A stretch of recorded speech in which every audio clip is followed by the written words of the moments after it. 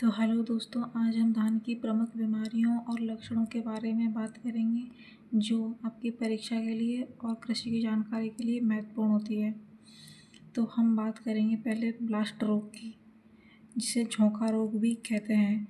यह फंगस के द्वारा होता है और इसका रोगजनक जो होता है पायरिकुलेरिया ओराइजा होता है। और होता है एक दूसरा रोग होता है ब्राउन स्पॉट यानी कि भूरा धब्बा रोग। यह रोग हेल्मिंथोस्पोरियम ओराइजी नामक कवक से होता है। तीसरा रोग होता है शीत प्लेट।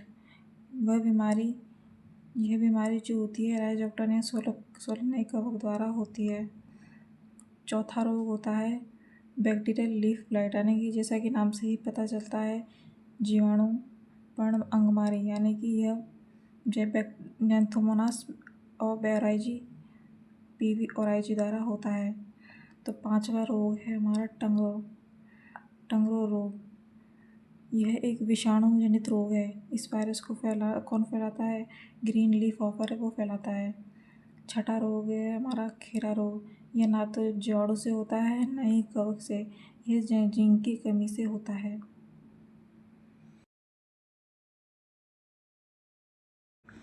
तो अब हम बात करेंगे ब्लास्ट डिजीज ऑफ राइस के बारे में। तो इसके क्या क्या लक्षण होते हैं? तो ये आप जानते हैं कि कवक के द्वारा होता है। ये धान के प्लांट के जो है सभी पे हिस्से होते हैं, जैसे कि पत्तियां, तना और बालियां होती हैं, उन पर क्या करता है? अटैक करता है। इस रोग के कारण पत्तियों पर जो है छोटे छोटे धब्बे जो है बनने लगते हैं। ब्लास्ट डिजीज जो होता है 3 प्रकार का होता है, लीफ ब्लास्ट, नेक ब्लास्ट और नोडल ब्लास्ट। इनके हम सिम्टम्स होते हैं उनके बारे में भी पढ़ेंगे।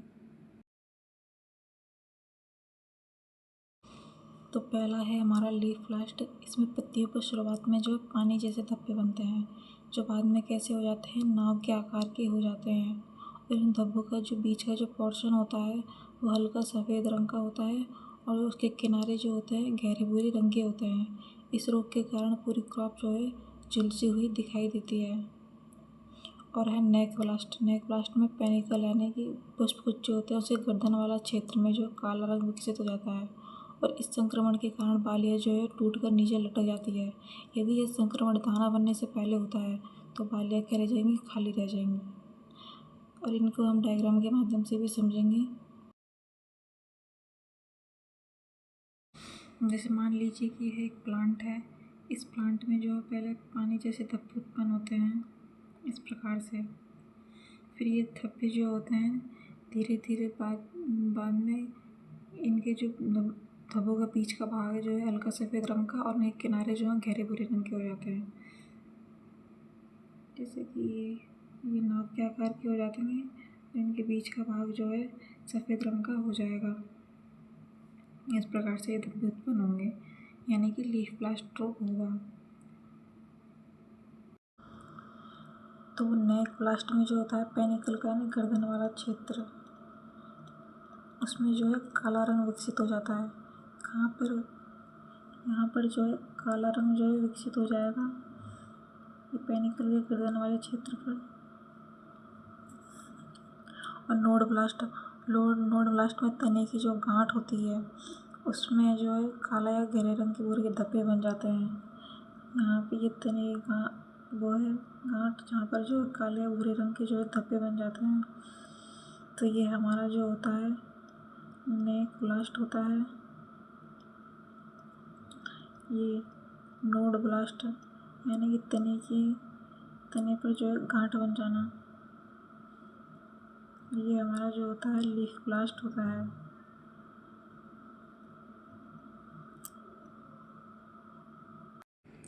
अगर प्लांट में नेक ब्लास्ट से सिम्टम्स दिखाई देते हैं तो बालियाँ जो है पूरी नीचे लटक जाती है।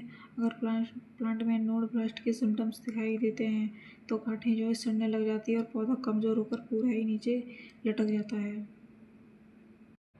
नोड ब्लास्ट में तने की जो गांठें होती हैं उन पर काले या गहरे भूरे रंग के धब्बे बनते हैं, जिससे गांठों में क्या हो सड़न पड़ जाती है और पौधा जो है कमज़ोर होकर नीचे गिर जाता है। इसके पैथोजन, तो ये किस रोगजनक के द्वारा होता है? यह रोग पायरिकुलेरिया ओराइजी नामक कवक के कारण होता है। इस कवक का जो कवक जाल माइसीलियम जो होता है शाखित और पटयुक्त यानी कि सेपरेट होता है और उसका कॉर्निडिया जो होता है नाशपाती के आकार का अर्धपारदर्शी यानी ट्रांसकुलेंट और टू सेप्टेट यानी दो पटयुक्त होता है। इसका जो प्राइमरी इन्फेक्शन जो होता है मतलब ये रोगजनक जो होता है बीजों और फसलों के अवशेषों में जो है जीवित रहता है। और इसका सेकेंडरी इन्फेक्शन जो होता है हवा के द्वारा होता है, यानी इसमें बीजाणु जो होते हैं उड़ करके एक पौधे से दूसरे पौधे तक पहुंचते हैं और बीमारी को जो है फैलाते हैं। इस रोग के प्रबंधन के लिए हमें खेत की सफाई करनी चाहिए, प्रतिरोधी किस्मों का चयन करना चाहिए, नाइट्रोजन का अत्यधिक उपयोग नहीं करना चाहिए यानी कि संतुलित मात्रा में उपयोग करना चाहिए। अब पर्याप्त मात्रा में पोटाश डालना चाहिए जो रोग प्रतिरोधक क्षमता से लड़ता है। ब्लास्ट रोग के प्रभावी नियंत्रण के लिए हमें किस केमिकल का यूज करना चाहिए? ट्राइसाइक्लाजोल 75% WP यानी वेटेबल पाउडर का 0.6 ग्राम मात्रा लेनी चाहिए। 0.6 ग्राम पर लीटर का प्रयोग करना चाहिए। तो अब हम धान के टुंगरो रोग के बारे में पढ़ेंगे। यह बीमारी जो होती है 2 विषाणुओं के माध्यम से होती है।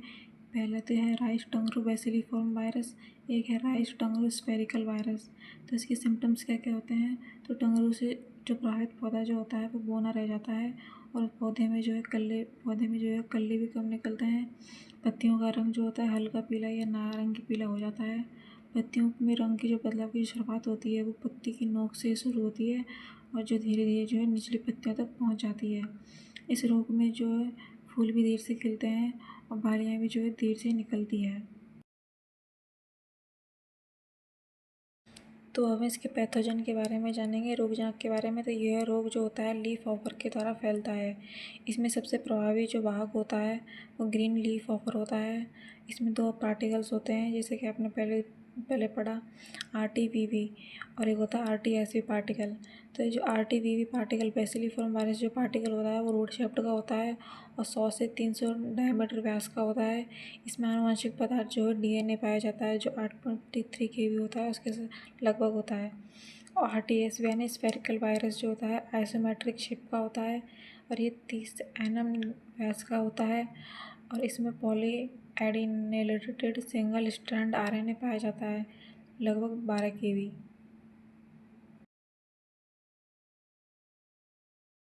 इस रोग के नियंत्रण के लिए हम समयानुसार बुआई करेंगे और लाइट ट्रैप का यूज करेंगे जो क्या करता है ग्रीन लीफ हॉपर को जो है अपनी तरफ अट्रैक्ट करके उसे नष्ट करने में मदद करता है। और केमिकल कंट्रोल रासायनिक नियंत्रण के लिए हम इमिडाक्लोप्रिड का 17.8% SL और इसी कितनी मात्रा लेंगे 0.3 से 0.5 ml लीटर का जो है स्प्रे करेंगे।